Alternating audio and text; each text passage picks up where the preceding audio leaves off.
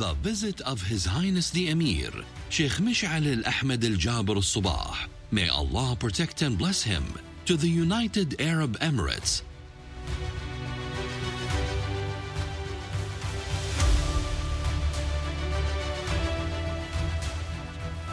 emphasizes the cohesion and unity of both countries,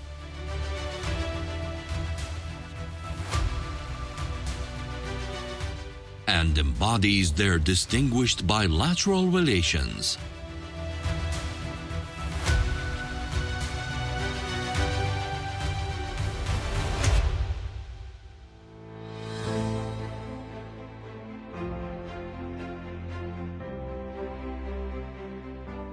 Good evening, everyone, and welcome to this live program, as I promised you, covering the visit of His Highness Emir Sheikh Mish'al al-Ahmed al-Jabr al-Sabah, may Allah protect and bless him, to the United Emirates this afternoon. Today's visit is His Highness the Emir's first visit to the United Arab Emirates since His Highness assumed the reins of power last December, and it comes to strengthen the brotherly ties and odds to the new meaning of established relations between the brotherly countries that have shined over the years.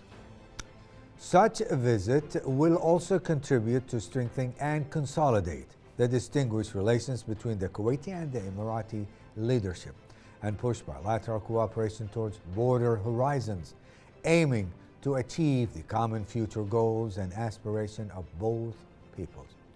On this special program, I will be joined in the studio by a distinguished guest as usual, and guests over the phone to discuss this visit and to highlight the deep-rooted bond between Kuwait and the United Emirates. So stick around, it's going to be fun.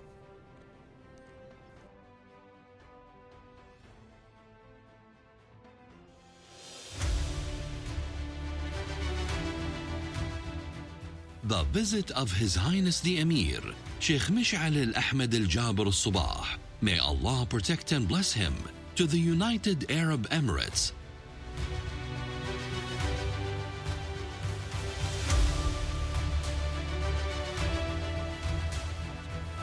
emphasizes the cohesion and unity of both countries,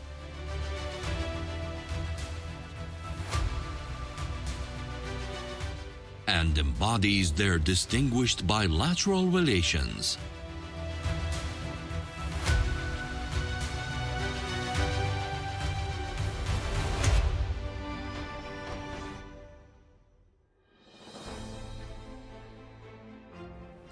And now we welcome our distinguished guest, Dr. Nasser Al-Hajri, consultant in oil sector, political economy. Doctor, it's a pleasure always to have you here in our studio. This is not the first time, and I hope it won't be the last. Inshallah. The subject is kind of a little bit interesting.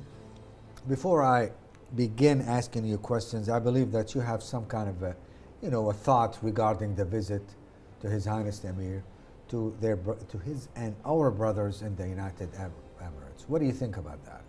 First of all, I would like to thank you for the invitation.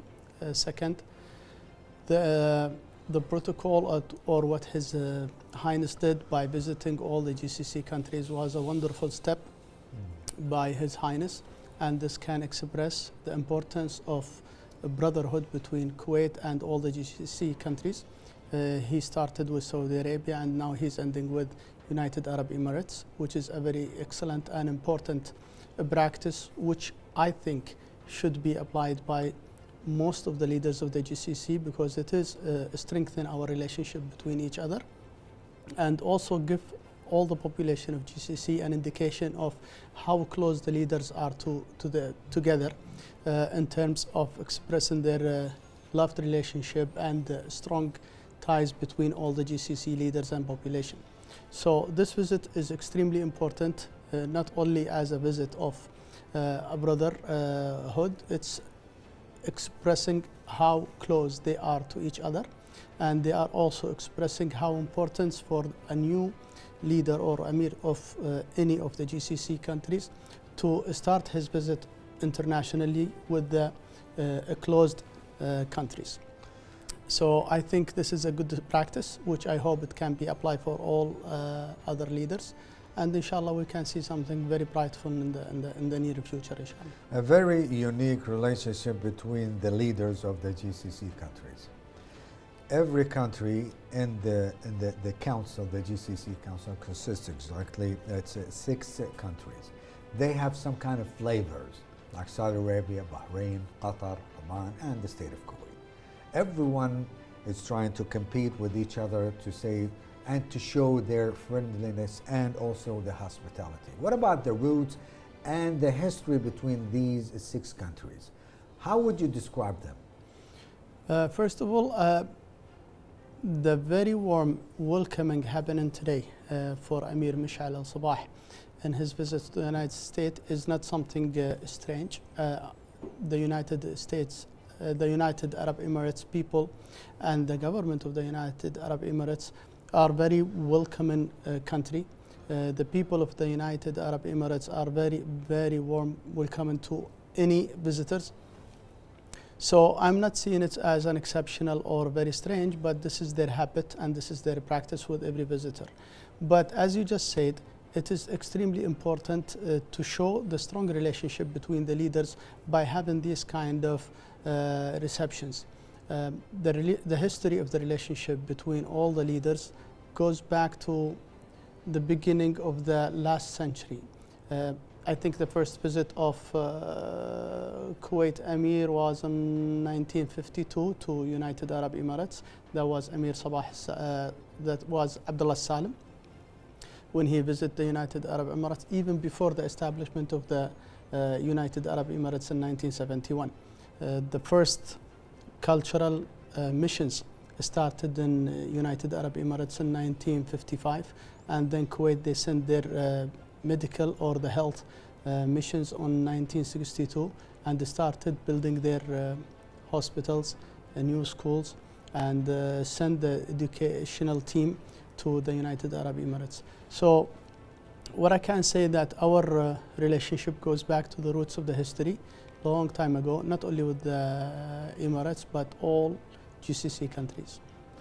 Assuming the power, His Highness the Emir Sheikh Mish'al Ahmed al-Jabr al-Sabah, that would consider a new era in the state of Kuwait. It's a continuation from his predecessors, his brothers before him. He has his own vision. This particular visit to the United Arab Emirates, it's kind of, just like I mentioned, it's kind of it has its flavor. What exactly in the horizon, as far as Sheikh Mish'al has in his mind?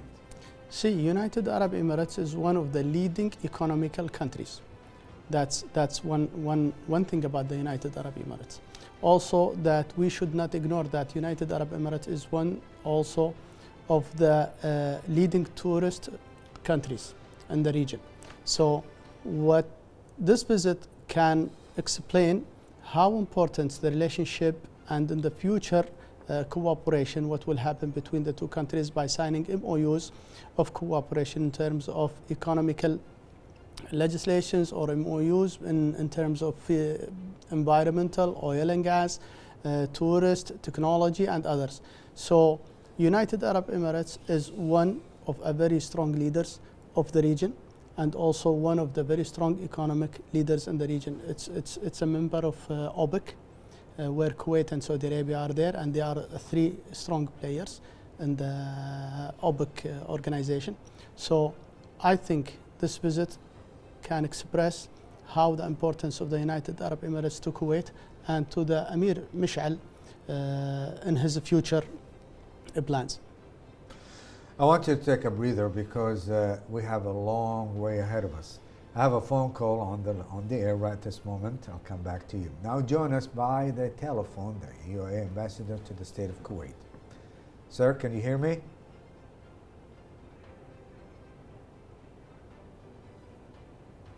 Alrighty, we are working on it. He should be with us on the air, the ambassador, right here in the state of Kuwait.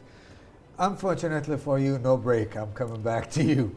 Anyway, now we all know what happened to the state of Kuwait back in 1990, the invasion of the Iraqi forces to the state of Kuwait, and everyone in the GCC area was shoulder to shoulder to us. I'm not going to say this particular person did more or less. All of us in one ship. But in particular UAE, they have, as I mentioned, some kind of flavor. They are the benchmark of everything. You know, the great tourism, the economy of theirs is boosting, and everybody is want to become the next Dubai. This particular timing to his visit to the UAE doesn't mean anything to you as far as the economic relationship between the two countries. Just since you mentioned it, UAE is also a benchmark of a brotherhood. It's not only in technology and tourists and others. No, they are a benchmark in even hospitality and the brotherhood. I remember in 1990 when the invasion happened, Sheikh Zayed Al Nahyan, he hospitalized thousands and thousands of Kuwaiti families. They have provided all kind of necessary needs, salaries, houses, education, and healthcare. So what United Arab Emirates did for Kuwait in 1990 is something that cannot be forgettable at all. We are not seeing it as something strange. As I told you, the leadership or even the people of United Arab Emirates or the people of Kuwait, the relationship between them is way stronger than any crisis happen in the region.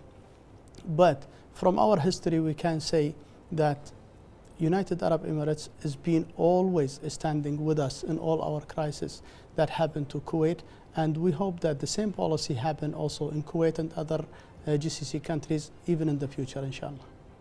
Remember, I promised you I'm going to give you a break. Well, it's time for the break because I have a special report everyone is going to enjoy it.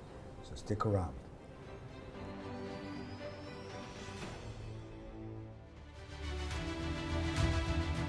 The visit of His Highness the Emir, Sheikh Mish'al Al-Ahmed Al-Jabr Al-Subah. May Allah bless and protect him, to the United Arab Emirates is marked by themes of deeply rooted ties, fraternal relations, strategic partnership, and a mutual destiny. The steady exponential growth of bilateral ties on political, economic, social, and cultural fronts could be attributed to the wise leadership of both nations. The two states have been closely linked for more than 6 decades, and both are striving for closer and more integrated relations, as this reflects positively on their respective nations. Over the years, the Kuwaiti Emirates relations have experienced various cornerstones. Most notably was Sheikh Zayed bin Sultan Al Nahyan's role during the Iraqi invasion of Kuwait, taking tens of thousands of Kuwaiti families on the Emirates soil and sending troops to take part in the liberation. On a diplomatic front, the two are quite keen on coordinating positions and presenting a united front ahead of regional and international issues. The leadership of the Emirates and people alike have hailed the focal role of Kuwait in reinforcing ties between the Gulf states. In recognition of the depth of relations, the two established the Joint Committee in 2006, which culminated in multiple meetings and numerous agreements. Numerous deals ranging across various fields have been signed relating to diplomatic training, trade chambers, industrial sector, oil and petrochemicals, as well as new and renewable energy sources. The non-oil trade exchange between the two sides has also witnessed a significant increase in the years following the pandemic. On an educational level, the two states have facilitated international study programs, allowing for the flow of students and redirecting them from usual destinations to choosing to study in Gulf nations instead.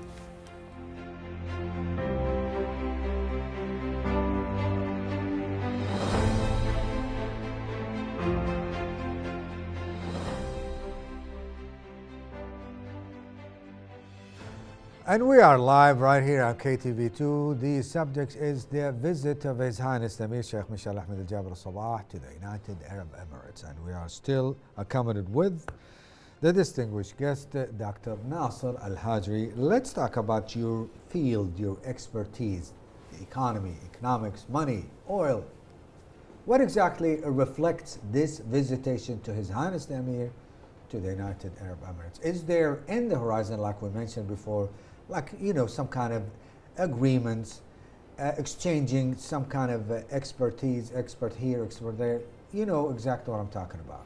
See, we have to mention one thing, that United Arab Emirates is the supplier number one for Kuwait in all goods imported. Number one. Yes, That's imported from outside, and it is coming second globally after China. So United Arab Emirates is considered to be, or classified to be, number one imported country of all the goods in Kuwait, and it's number two globally behind China. The value of the economical exchange between the United Arab Emirates and Kuwait is exceeding about $10 billion. Kuwaiti investors in the United Arab Emirates is more than 1,700 companies already existed in United Arab Emirates. Kuwaitis own more than 5,000 to 6,000 real estate in United Arab Emirates, worth more than $4 billion. For the citizens of the state of Kuwait, they own real estates in the United Arab Emirates. Yeah, more than 5,000 to 6,000 units in the United Arab Emirates, worth more than $4 billion. And also more than 1,700 companies already existed in United Arab Emirates for the sake of globality of the international business in the United Arab Emirates, and also for the sake of the less bureaucracy happening in United Arab Emirates. So even the importance of economical exchange between Kuwait and the United Arab Emirates, this can show you how strong is the economic relationship between the two. Now, before Corona crisis, the importance of goods from the United Arab Emirates jumped to 245% of after Corona, which means that now Kuwait is using the facilities of the United Arab Emirates to be the center of the Middle East port. Distribution. Yes, yes. In Dubai, for example, Jebel Ali port. So the economical exchange between the two countries is very high, and we are expecting this to grow up in the next future after the new legislation, after the new National Assembly election, when they change most of the legislation where they can be encouraging the investors from outside. I want to take advantage of your expertise field. What about exchanging and creating job opportunities for both people, the Kuwaiti and the Emirati people? Do you see any increase in this matter? No. In terms of jobs, there is no jobs exchange between Kuwait and the United Arab Emirates, as all the locals already occupied in their countries. They are allowed to move freely in these six countries? No, they are freely allowed. But I don't see that Kuwaitis are working in the United Arab Emirates or vice versa. Why? I mean, just the nature of that. I mean, you don't have to do it. You don't have to do it. No, you don't have to do it. But there is an exchange of different things. I remember Sheikh Amir Khalifa bin Zayed in 2006. He came to Kuwait, and they have signed a lot of MOUs between Kuwait and the United Arab Emirates on the field of environment, in the field of oil and gas, in the field of technology, on the field of arts also. So there are a lot of exchanging between the two countries, not in terms of jobs, but in terms of MOUs in different areas and fields, where Kuwait has a lot of experience in oil and gas. United Arab Emirates has a lot of experience in terms of international economy. Saudi Arabia now is jumping in a different field where they are opening it widely for tourists. Qatar now played a big role in terms of hospitalizing big events of sport. So we are completing each other, which I think in the near future, our area in the Middle East will become one of the very attractive region, not only in the Middle East, but in the whole world. You're talking about as far as the investments and tourism, or something else? When you say attraction? In all areas. Like, no, let me give you an example now. Last 2 years, there was a lot. There were a lot of. Interrupt. No. Who would think that in the Middle East, that people will come to the Middle East and enjoy their vacations, such as the United Arab Emirates? Now, lots of, I'm not going to say hundreds of thousands, I'm talking about millions of people trying to come to the Middle East and specifically to Dubai. Everyone in the GCC area are trying to do the same. It's a copycat field. Do you agree with that or not? I'm not meaning to change anything. Well, let's talk a little bit about tourism. See, for tourism, Dubai has been attractive since the late 90s until now. Now, coming into the picture, Riyadh now is one of them. Riyadh, that what brought up the question, because you mentioned Saudi Arabia is trying to become another destination for tourism people. Yes. That's why. Yes, Saudi Arabia is now very attractive to all the tourists coming from all over the world. Qatar, on the last 2 months or 3 months during the World Cup, they did an amazing job. Amazing job, which was the best record of World Cup history in the whole world. So now, having said that Dubai was a very attractive place for the tourist, and Riyadh now is building fast, rapidly, in terms of infrastructure, in terms of programs, in terms of technology, in terms of real estate, in all areas. Qatar did the same thing. Kuwait, inshallah, will be also coming to the picture very soon, inshallah. This gives you an indication that our region, the GCC region, is becoming a very attractive in all areas in terms of sport, tourist, economics, and other areas of medical education, etc. So I think what we are doing as a GCC countries at this stage is extremely positive, and I'm expecting a lot in the near future, inshallah. Talking specifically about the people between the two countries, Kuwait and the United Arab Emirates. It's not only, friendship or probably, brotherly relationships, etc. It's more than that. It goes back to, just like you mentioned, to the 100 years. What exactly we need to do to, improve and to take it to a next level? I don't think we need to do something to increase or strengthen our relationship as a population. All the tribes or the families of the GCC are coming from the same roots. We have the same brotherhood, lineage, the same families, tribes.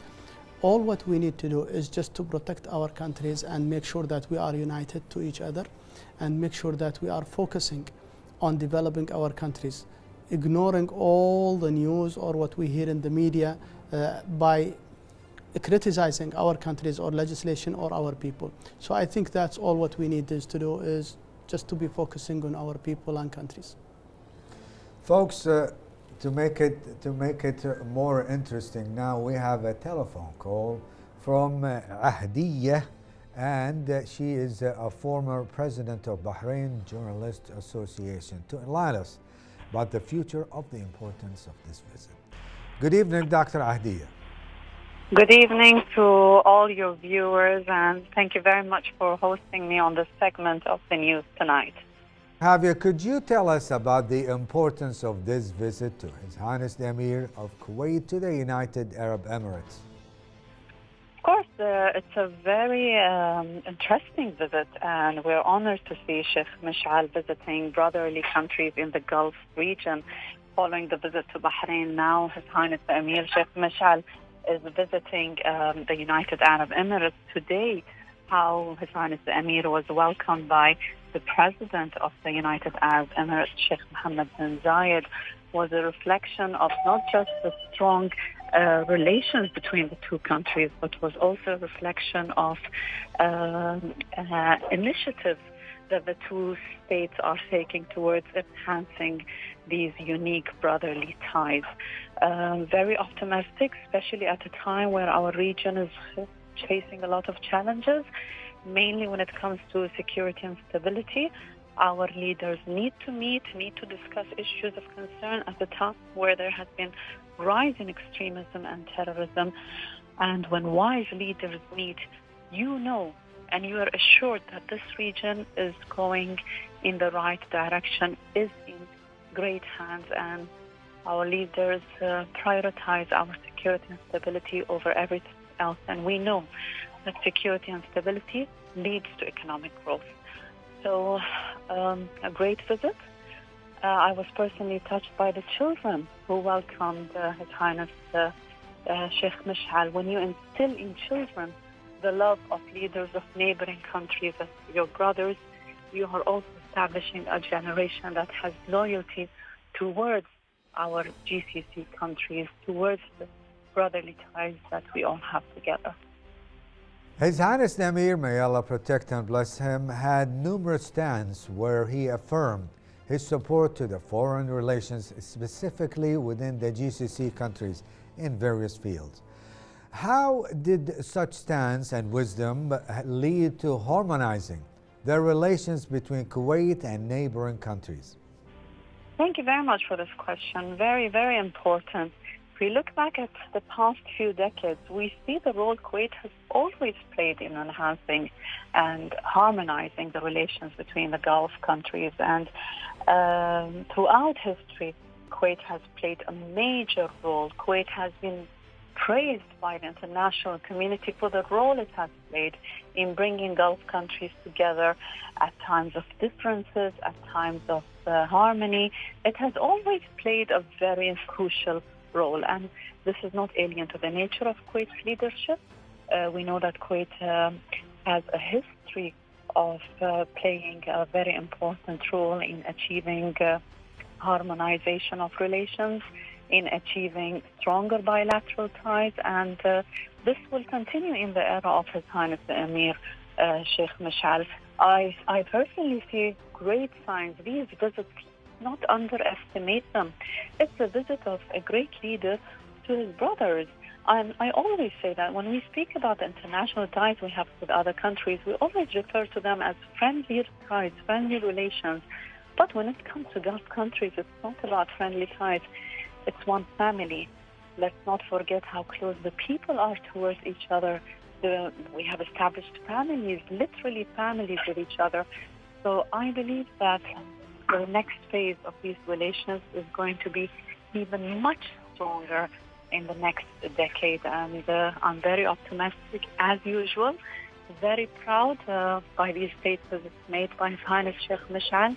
And I hope that our countries continue to grow together. Let's not forget also that Kuwait for the past decades has been moving forward in each and every direction. And I'm very optimistic that in the era of Sheikh Mishal will continue to grow, and the role Kuwait will play in the region and in the international community is going to be much bigger than what we see today. Dr. Ahdiya As-Sayed, pleasure talking to you. Thank you so much. For hosting me. Now, a report about official talks held between Kuwait and the United Arab Emirates. His Highness the Emir, Sheikh Mishal al-Ahmed al-Jabr al-Sabah, may Allah bless and protect him, said his state visit to the United Arab Emirates, or the UAE, marks a new beginning for further strengthening of bilateral relations and an affirmation of unity of common stances. In a speech given during the official talks with His Highness the UAE President Sheikh Mohammed bin Zayed Al Nahyan at Qasr Al Watan, His Highness the Emir said he was looking forward to promoting bilateral relations within the march of the Gulf Cooperation Council, or the GCC, to achieve the best interests of the two countries and their people. His Highness the Emir, who said these special relations with the UAE date back decades, expressed gratitude for the UAE leadership and the people for their warm welcome and hospitality, which reflected the strong historic relations and the genuine fraternity between our countries and people. His Highness Sheikh Mohammed bin Zayed welcomed His Highness the Emir and wished success for his leadership towards more progress and prosperity at all levels. The official talks dealt with the economic, trade, investment, and development relations, which witnessed giant leaps in the past years, a matter that would contribute to honoring development goals and boost sustainable prosperity. The two leaders also underlined the importance of supporting common Gulf action amidst regional and international challenges in a way that would boost regional security and stability. His Highness Sheikh Mohammed bin Zayed said the tour of His Highness the Emir to the GCC countries mirrored his keenness to supporting the Gulf bloc, bolstering solidarity, and supporting aspirations of the Gulf citizens. The two leaders reaffirmed that bilateral historic relations were based on strong foundations of respect and understanding amidst common regional challenges.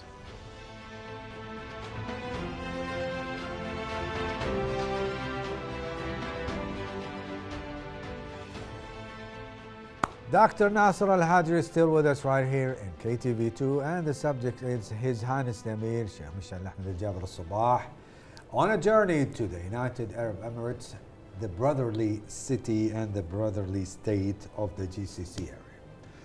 We have talked about the relationship, and everybody knows that we love each other to death. That's not the subject. The subject is, let's take it to, put it in the field when we had the invasion back in 1990. Everyone in the world came to help us and came to aid us.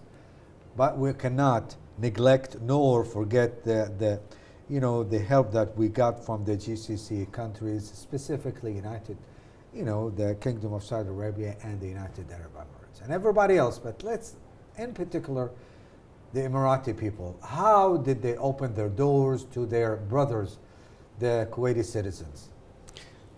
I think this was the most difficult exam that we ever been. This is the major crisis we had in 1990, where we had to express and find out who's staying with us and who's not. And during that time, I remember personally, the amount of support that we have received from the United Arab Emirates, from Saudi Arabia, from Bahrain, Qatar, Oman, all our GCC countries and all the Arab countries that tied with us until we get the liberation of Kuwait. But let's talk about the United Arab Emirates, since we are talking today about the visit of Emir Mishal Al-Sabah to United Arab Emirates. Sheikh Zayed had provided all needs to the Kuwaitis who went to United Arab Emirates. They gave them houses, they gave them education, they gave them health care needed. Also, they have given them the salaries to spend on their own. So also after the liberation, actually from the history which I read, about 6 Emirates were died during the invasion of Iraqi forces to Kuwait. Also 21 were injured. So the support we received from United Arab Emirates, I'm not talking even about the fund that was given during the invasion in order to liberate Kuwait from the invasion. All kind of support needed were done by Sheikh Zayed and the United Arab Emirates and also the other GCC countries. But this cannot be forgotten at all. This is not something strange we can see. As I told you today, I had an interview in the morning and there was a call from one of the economists from United Arab Emirates. And he mentioned we will never forget all the support that we had received from Kuwait in the 1950s, 60s, 70s. And him personally studied in a Kuwaiti school and also been treated in a Kuwaiti hospital. So if you listen to this from Emiratis who lived during that kind of time period, you feel that whatever we did for each other is not something need to be mentioned. This is something we have the same. As you just mentioned, we are on the same boat, and this is the future of both countries. But saying it or not, we will never forget all the support from the United Arab Emirates or Saudi Arabia or Qatar, Oman, Bahrain during that crisis where we had to see who's with us and who's not. When we talk about the development between the two countries, the state of Kuwait and the United Arab Emirates, the GCC countries, they have challenges aiming to establish themselves. And also there are some kind of consistency between them. Which countries? I'm talking of the GCC area. Yeah. Kuwait and the rest of the countries of the GCC areas. Now, how do you rate these developments and their progress? I think I don't agree on this one. I think the development of Kuwait was totally different than the rest of the GCC countries. Kuwait, as a developed country, started way early on the 40s, 50s, 60s, where in the other countries they have started. I mean, if you look at United Arab Emirates as a country, started in 1971, where the rest of the GCC countries also they have started earlier, but with less capabilities in different areas and different fields. But all what I can mention about the similarity of the two countries is that each country has a step ahead and beside the other in terms of developing the countries. I still remember how supportive the GCC countries for Kuwait when they needed during the liberation, after the invasion of Kuwait, after the liberation, in order to retain all the activities and facilities in Kuwait after the invasion. And if you look at it in the early days, you also look at it from the other side, where Kuwait supported during the initiative period of establishing these countries. So they don't have a similarity in terms of how they started, but they have the similarity of loving each other and support each other, which they are expressing it now formally and along the population also of all the countries. There's a vision for the leadership of the state of Kuwait and everybody else, but there's an important and keenness to, distinct the leadership philosophy and their strategy towards their counterparts in the other cities of the GCC countries. Do you think there is a common vision between these 6 countries all the time? They should have a common vision. As I told you, and I remember that we had an interview a long time ago, and we talked about how these 6 countries should be under one umbrella, economically and also politically.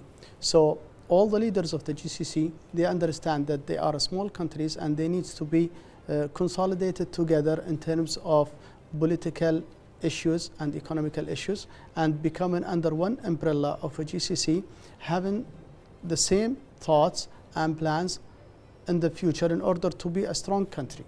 Otherwise, if each country behave separately, then our decision or being effective is negligible along the whole world crisis.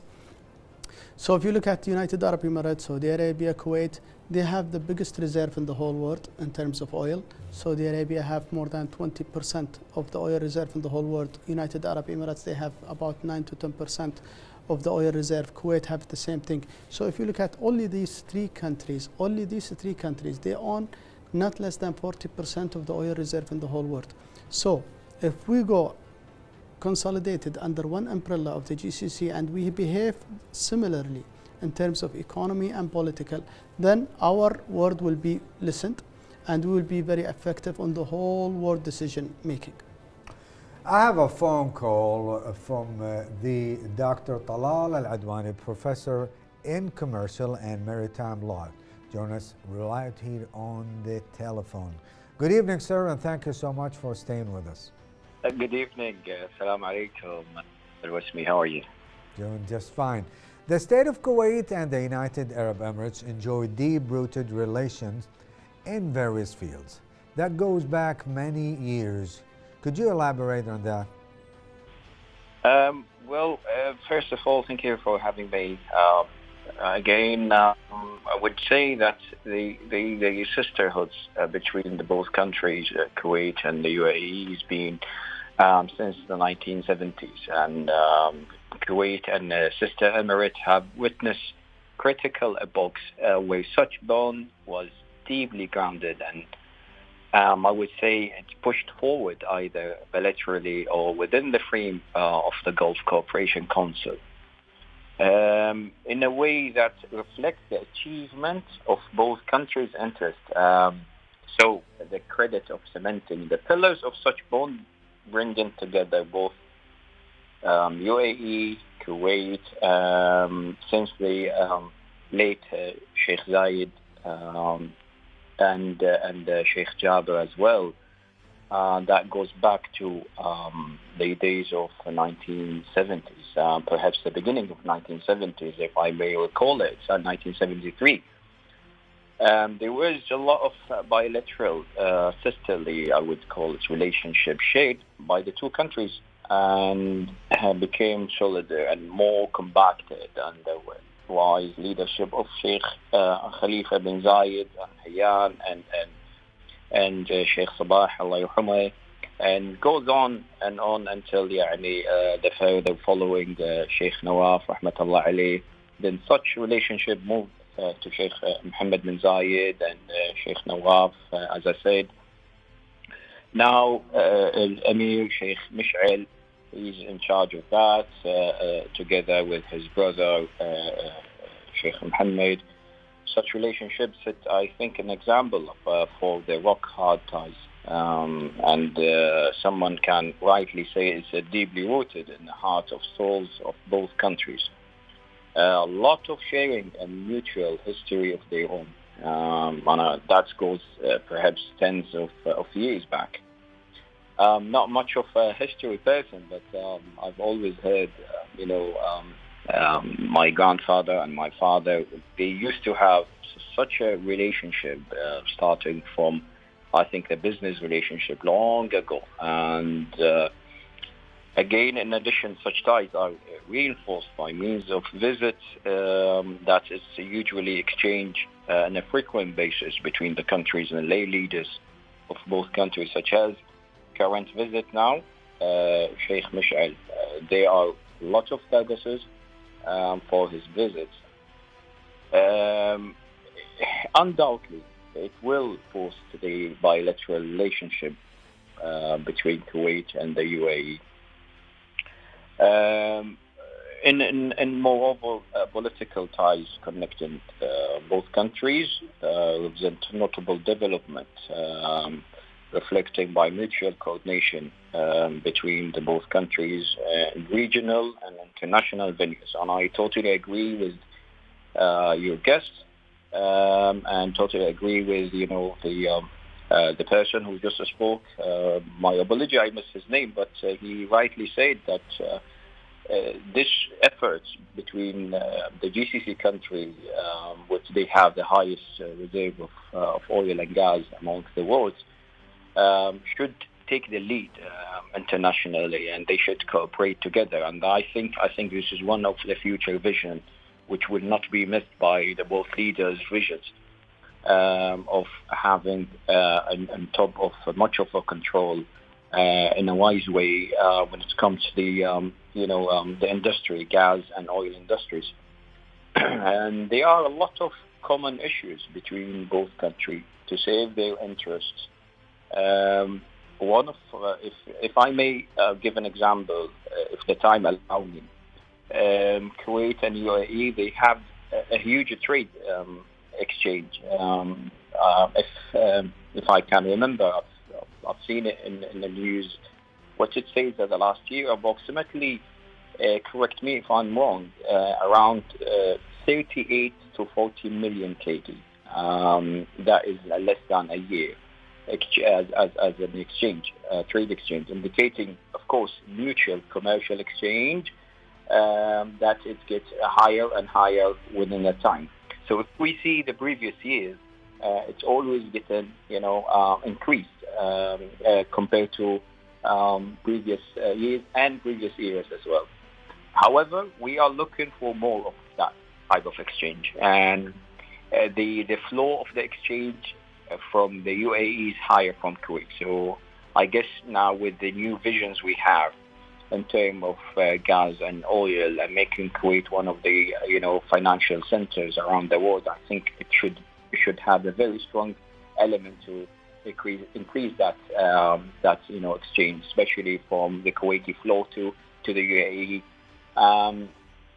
Also regarding education, there are a lot of cooperation, one of which is the educational cooperation. One of the things that more than 1,500 Kuwaiti students they're studying in the UAE, and they're pursuing their academies and their college, the university, revealing that 3 UAE universities have recently declared readiness to register Kuwaiti students in medicine, which is something we've been looking for ages, in fact, since the only university we have in Kuwait. That is going to be much of help to have lots of pool of doctors pouring in Kuwait for the future need, especially after the booming of the health industry and the build of new hospitals in Kuwait. They are perhaps another example, cooperation in health sector. If we're still talking about it, namely human organ transplants, there's an agreement between UAE and Kuwait on that. One more thing, very important, is the tourism. More than perhaps 500,000 of Kuwaiti every year visit UAE, especially Dubai and Abu Dhabi. So it's becoming like a second country for Kuwaitis. We know a lot of Kuwaitis, they visit the UAE every perhaps month or so, whether for business or for leisure purposes. A very important event has occurred recent months, perhaps 4 months ago, turning to the COP28 conference. That conference concerning climate change, which kicked off a few months in Dubai to reaffirm its advocacy of using conventional and renewable energies in support of cutting harmful emissions. Part of the visit, the previous visit for Al-Emir, when he visited Saudi Arabia several weeks ago, part of it was concerning the environmental and the renewable energies. And it's been very much reflected quickly to the oil and gas sectors, which we've seen in today's newspaper that they have kicking on having the new energy, the renewable energies and the green energies, what they call it today, to have hand-in-hand support for the gas and the oil and the rest of the industry, all the incomes that we have in Kuwait. Inshallah, soon we hope it's going to be of the past, and we'll be having perhaps a new type of incomes for the country and revenue by having new energies and that support. Very important trade, in short, to answer that, between Kuwait and UAE is set to get post-tax agreement aimed all the way eliminating double taxation and income and curbing tax evasion. That's a very recent, perhaps couple of months ago, having the double duplication of the taxation, which is a very good step ahead to have an exemption, type of exemption for the import and export between the both countries. So all in all, that's what if I may say, we are looking for the move that Sheikh Mish'al with his vision, supported by the Kuwaitis behind him, in advice of the consultant and the Kuwait population as well, with the youth. We have it, a very strong element for this type of support. Yep. Dr. Talal Al-Adwani, that was a very comprehensive answer. Thank you so much. He's a professional and also a maritime. See, we gave you a break. Don't say we're not fair enough. I believe that you had caught your thoughts and you took a breather. Okay, I know it's cold in here in the studio, but it's a kind of refreshing. Just in case you have just joined, this is Dr. Nasser Al-Hadri, and we were talking about the visit to His Highness the Emir, the State of Kuwait, to the UAE, our second and third and fourth and fifth country of the GCC area. Have you collected your thought? Do you think that we have missed something? Do you think that there is something it should be said regarding this matter? Yes, I think he brought 2 points where I want to make a comment on. Number one is the number of visitors, of the Kuwaiti visitors to the United Arab Emirates. He mentioned around 500,000 yearly from Kuwaitis goes to the United Arab Emirates, which also a number or a figure that I have in my mind also, that 200 flights. 200 flights. A week. From? Kuwait to Dubai or Kuwait to Abu Dhabi. That's a large number. So this is a large number, which means that a lot of visitors goes from Kuwait to United Arab Emirates or the vice versa. Also, he mentioned about that United Arab Emirates is thinking of making a different source of income for the income of United Arab Emirates, where we have the same thought here in Kuwait by choosing a different source of income, not only the oil income, but other source in technologies, tourist, you name it, industry. So I think these 2 points are very important for us as a Kuwaitis also to look at it in the future after the new National Assembly election, which will be happening very soon, to change the legislation and regulations in order to make it happen where we will have a different source of income for Kuwait. So what is Mr. Al-Adwani has just mentioned about the tourist and about the oil income is an extremely important 2 points which I missed to say. Dr. Hajar, before I let you go, how would you, see the remarkable economic growth? You talked about tourism, talked about, different other areas like renewable energy. How do you see, as far as you're concerned, and this is your field of expertise, that boosting the future of cooperation, make life better for both, people of the state of Kuwait and the UAE? See, the growth of economy should happen for both countries. I think with the price of oil now above the $75, which is good, yeah, which is very good, and it helped both countries to develop their source of income and also to develop their countries in all terms of fields, either infrastructure, ports, industry, etc. For Kuwait, I think they have different projects, mega projects, where they can increase their income from Mbarak al-Kabir port, which is one of the mega projects that Kuwait is thinking about at the moment, and they are on the, I think 70% of it is already completed. Silk Road, which is a big project, that means we have a road from China linked to Kuwait and goes to Europe. This is also a huge project where a lot of countries are involved in this one. United Arab Emirates has already started their own project of being a global port which link the east and the west.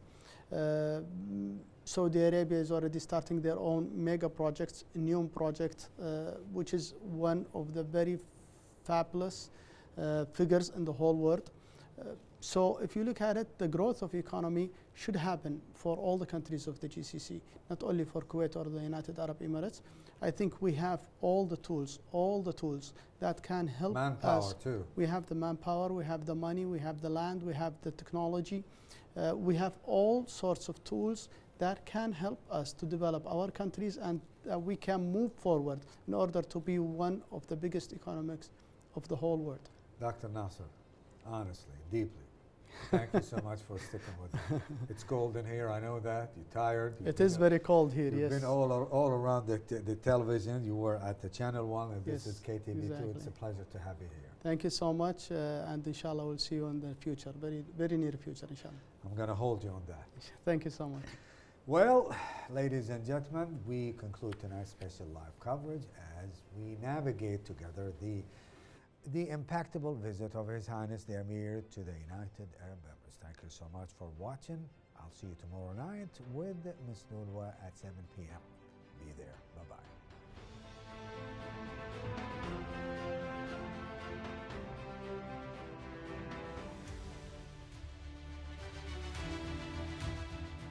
The visit of His Highness the Emir, Sheikh Mish'al al-Ahmed al-Jabr al-Sabah. May Allah protect